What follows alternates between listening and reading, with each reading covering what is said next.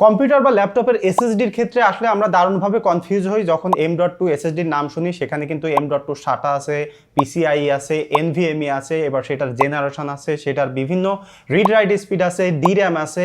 তো কোনটা রেখে কোনটা কিনবেন বা আপনার পিসিতে কোনটা সাপোর্ট করবে বা কোনটা স্পেসিফিকেশন দেখে আপনি কিনলে বেটার পারফরমেন্সটা পাবেন এবং সব থেকে ভালো কোনগুলো সেটার বিস্তারিত নেই আজকের ভিডিও। তো একদম প্রথমে আসি যে M.2টা কি। M.2-র আগে যদি আমরা দেখতে চাই তাহলে এর আগে আমরা হার্ড ড্রাইভ ইউজ করতাম দুই ধরনের, একটা হলো 3.5 ইঞ্চ, একটা হলো 2.5 ইঞ্চ। তো সেগুলো SATA ইন্টারফেস ইউজ করতো, অর্থাৎ যে কেবলের মাধ্যমে কানেক্টেড করা হতো কম্পিউটারের সাথে। তারপরে আমরা দেখলাম যে ল্যাপটপে যে হার্ড ড্রাইভ সেইটার সাইজে কিন্তু একটা এসএসডি আসলো, সেটাকে SATA এসএসডি বলা হতো 2.5 ইঞ্চ। এবং তারপরে এসে নতুন একটা ফর্ম ফ্যাক্টরে যে এসএসডিটা আমরা দেখতে পেলাম সেটা হলো M.2।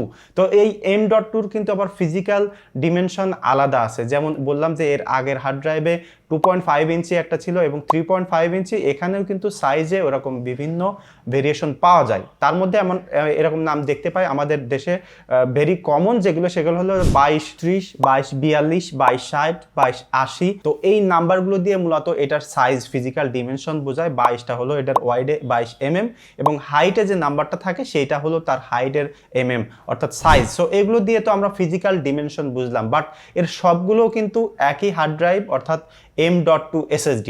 তো M.2 SSD আমরা এখনো পর্যন্ত বিভিন্ন সাইজের দেখলাম ফিজিক্যাল ডিমেনশন, বাট এটার কিন্তু দুইটা মেইন ক্যাটাগরি আছে। অনেকে আমরা একটা ভুল বুঝি যে M.2 SSD হইলেই সেটা অনেক ফাস্ট হয়ে থাকে, রিড রাইট স্পিড একদম পুরো রকেটের গতিতে, বাট সেটা কিন্তু একদম ভুল ধারণা। কারণ M.2-র ভিতরে দুইটা ইন্টারফেসের বিরাট পার্থক্য আছে।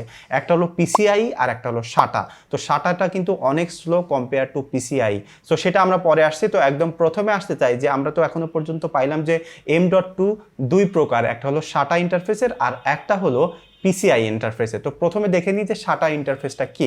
SATA ইন্টারফেসটা খুবই সিম্পল। এর আগে যে ইন্টারফেসটা আমরা হার্ড ড্রাইভে দেখে এলাম, যে বললাম যে হার্ড ড্রাইভে ইউজ করতো SATA, সেই ইন্টারফেসটা M.2-র মধ্যেই কানেক্ট করা এবং সেই কানেকশনের স্পিড কিন্তু ওই আগের যে এসএসডিগুলো 2.5 ইঞ্চ এসএসডি সেইটার মতো হয়ে থাকে।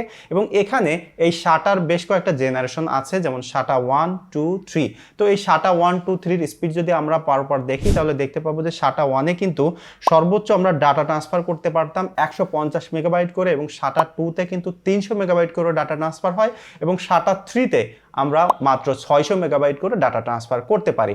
সো যখন আপনি আপনার পিসির জন্য অর্থাৎ আপনার ল্যাপটপ বা ডেস্কটপে যদি অনলি SATA M.2 সাপোর্ট করে, তাহলে আপনি যখন মার্কেটে কিনতে যাবেন ডেফিনেটলি দেখবেন যে SATA 3 সাপোর্টেড কিনা। যদি SATA 3 সাপোর্টেড না হয় তাহলে কিন্তু আপনি এরকম বেস্ট স্পিড পাবেন না M.2 SATA থেকে।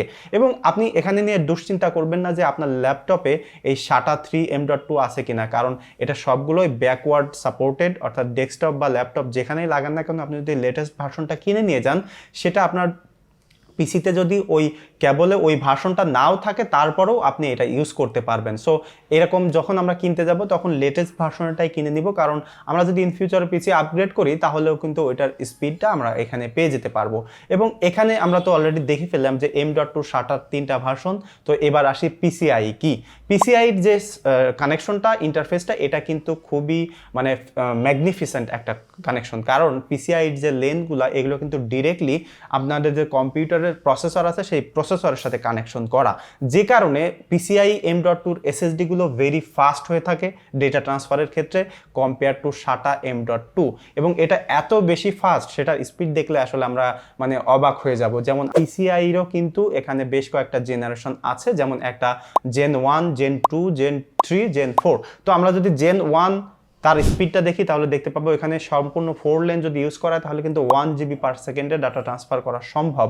এবং যদি Gen 2-তে যাওয়া হয় সেখানে 2 GB পর্যন্ত ডাটা ট্রান্সফার করা সম্ভব পার সেকেন্ডে। এবং যদি Gen 3-তে যাই তাহলে 4 GB পর্যন্ত ডাটা ট্রান্সফার করা সম্ভব। এবং যদি Gen 4-এ যান তাহলে কিন্তু 8 GB পর্যন্ত ডাটা ট্রান্সফার করা সম্ভব পার সেকেন্ডে।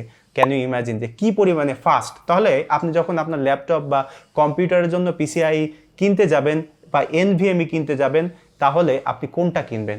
ডেফিনেটলি PCIe-র একদম লেটেস্ট জেনারেশন সেটাই কিনবেন। তো এখানে অনেকে ভুল ধারণা থাকে যে ভাবে যে আমারটাই আসলে জেন 3 সাপোর্ট আছে কিনা বা 4 সাপোর্ট আছে কিনা, এটা নিয়ে কনফিউজ হওয়ার কিছু নেই। কারণ আপনার ল্যাপটপ বা পিসিতে যে কোনো পোর্ট থাকুক না কেন, যদি সেটা এনভিএমই সাপোর্টেড হয় তাহলে যে কোনো ভার্সনই সাপোর্ট করবে, বাট বেস্ট স্পিডটা পাবেন না। বাট আমরা যখন কিনবো তখন ওরকম লেটেস্ট জেনারেশনেরটাই দেখে কিনবো, কারণ ইন ফিউচারে আমরা যখন পিসি আপগ্রেড করব তখন কিন্তু ওই বেস্ট স্পিডটা পেয়ে যাব। অনেকে আবার কনফিউজ হয়ে যায় যে পিসিআই কি এনভিএমই কি, তো এটা কিন্তু দুইটা একই জিনিস, এটা নিয়ে মানে কনফিউজ হওয়ার কিছু নাই। যেটা পিসিআই যদি কোনোটা লেখা থাকে বা এনভিএমই এসএসডি লেখা থাকে, সেটা দুইটা একই জিনিস। সো এখানে আপনাকে দেখে নিতে হবে যে কোন জেনারেশনটা নিচ্ছেন। এমন মার্কেটে আমরা যখন কিনতে যাই তখন দেখি যে অনেক কোম্পানির থাকে, অনেক স্পিডে ভেরিয়েশন থাকে। তো আমাদের এই নেমিং দেখে কিন্তু এসএসডির বেশ কিছু জিনিস আমরা বুঝে ফেলতে পারি। যেমন আমি যদি একটা এক্সাম্পল দিই, তাহলে একটা এসএসডির যে নাম থাকে সেটা হচ্ছে যে PCIe Gen 2 অথবা 3 অথবা 4, তারপর X4 থাকবে। সো এরপরে আবার NVMe 1.4 বা 1.0 লেখা থাকতে পারে। তো এর আগের যে ক্লজটুকু দেখলাম আমরা যে PCIe Gen 1, 2 বা 3 এবং তারপরে X4, এইটা যদি আমরা বুঝে ফেলতে পারি তাহলেই এখান থেকে আমরা বুঝে নিতে পারবো যে এটাতে আসলে কেমন স্পিড বা পারফরমেন্স আমরা ওই এসএসডি থেকে পেতে পারি। তো এখানে PCIe প্রথমে যেটা থাকে সেটা হলো ওই M.2 এসএসডির ইন্টারফেস, তারপরে Gen 1, 2, 3 বা 4 যেটা থাকুক না কেন সেটা হলো ওইটার জেনারেশন, অর্থাৎ PCIeর যে M.2 এসএসডি সেইটার জেনারেশন। তো এই জেনারেশনটা কিন্তু মূল ফ্যাক্টর প্লে করে যে স্পিডের ক্ষেত্রে। তো যখন আমরা কিনতে যাব এসএসডি তখন ডেফিনেটলি দেখে নিব যে ওটা Gen 3 বা 4 আছে কিনা, তাহলে কিন্তু বেস্ট স্পিড পাবো।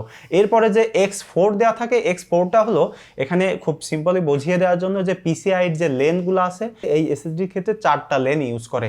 4টা লেন ইউজ করার জন্য আমরা বেস্ট স্পিডটা পেতে পারি। এছাড়া কিছু কিছু আগের ওল্ডার এসএসডিতে আমরা দেখতে পাই যে X2 লেখা থাকতে পারে, সেগুলো 2টা লেন ইউজ করে এবং সেইগুলোর স্পিড কিন্তু অনেক কম হয়ে থাকে। সো এই এসএসডি যখন আপনি কিনতে যাবেন M.2, ডেফিনেটলি X4 দেখে কিনবেন এবং Gen 3 বা 4 দেখে কিনবেন, তা না হলে কিন্তু আপনার স্পিড অনেক কম পাবেন। এরপরে আরেকটা জিনিস আমরা শুনে থাকি যে DRAM আছে কিনা ওই এসএসডিতে। যদি DRAM থাকে তাহলে খুবই ভালো। DRAMটা খুব সিম্পল একটা জিনিস, সেটা হলো ওইটার ক্যাশ মেমোরি, যেমন আমরা সিপিইউতে ক্যাশ মেমোরি পেয়ে থাকি এবং হার্ড ড্রাইভেও কিন্তু ক্যাশ মেমোরি ছিল। ক্যাশ মেমোরিটা অনেক বেশি ফাস্টার একটা চিপ এবং এটা যদি কোনো এসএসডিতে থাকে তাহলে ফ্রিকোয়েন্টলি যেসব ডেটাগুলো আমরা ওই এসএসডি থেকে ইউজ করি সেটা কিন্তু ওই ক্যাশ মেমোরিতে থাকে ওই পয়েন্ট টেবিলে। সো সেটার জন্য ওই এসএসডিটা আরও বেশি স্পিডে পারফর্ম করে। সো আমরা যখন এসএসডি কিনতে যাব M.2 PCIe তখন দেখে নিব সেটাতে DRAM আছে কিনা, যদি থাকে তাহলে ভালো, এবং যদি নাও থাকে তাহলে এই জেনারেশনের ক্ষেত্রে আমরা Gen 3 বা 4 কিনবো এবং X4 দেখে কিনবো। এবং এটা যে কোনো কোম্পানির আপনি কিনতে পারেন, কোম্পানি অত বেশি ভ্যারি করে না। অনেকে আমরা দেখি যে বলে এই কোম্পানি কিনতে হবে, ওই কোম্পানি কিনতে হবে, বাট আমি আমার রিয়েল লাইফে যেগুলো এক্সপিরিয়েন্স করেছি যে একদম যদি খুব বাজে কোম্পানি না হয়, নর্মালি যেসব কোম্পানি আমরা মার্কেটে পেয়ে থাকি এগুলো সবগুলোই কম বেশি সিমিলার পারফরমেন্স দিয়ে থাকে। অনেকে বলে যে এই কোম্পানি ভালো, ওই কোম্পানি ভালো, বাট ব্যাপারটা কিন্তু এরকম না। সবগুলোই কম বেশি সিমিলার পারফরমেন্স পাওয়া যায় যদি সেটা স্পেসিফিকেশন ভালো থাকে। এবং এটা কিনতে গেলে আপনাকে ডেফিনেটলি দেখতে হবে যে অথরাইজড আপনি দেখে কিনবেন, কারণ অথরাইজড হলে কিন্তু আপনি অরিজিনাল প্রোডাক্টটা পাবেন।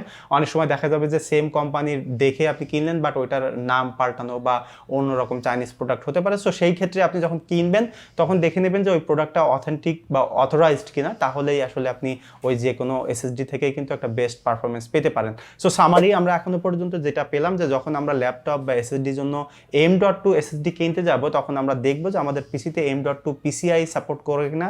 যদি PCIe সাপোর্ট করে তাহলে খুবই ভালো, আমরা Gen 3 বা Gen 4 এর দেখে ভালো স্পিড দেখে কিনে নিব। আর যদি SATA সাপোর্ট করে M.2 তাহলে কিন্তু ওই পিসিতে PCIe M.2 কিনলে কিন্তু আপনার এই ল্যাপটপ বা পিসিতে সাপোর্ট করবে না। সেক্ষেত্রে আমরা শুধুমাত্র M.2 SATA 3 ভার্সনেরটা কিনে নিব, তাহলে আমরা একটা বেস্ট পারফরমেন্স পেতে পারি। সো দর্শক, এই ছিল M.2 SATA এসএসডির বিস্তারিত নিয়ে। এরকম ভিডিও যদি আরও দেখতে চান তাহলে আমার চ্যানেলটি সাবস্ক্রাইব করতে পারেন।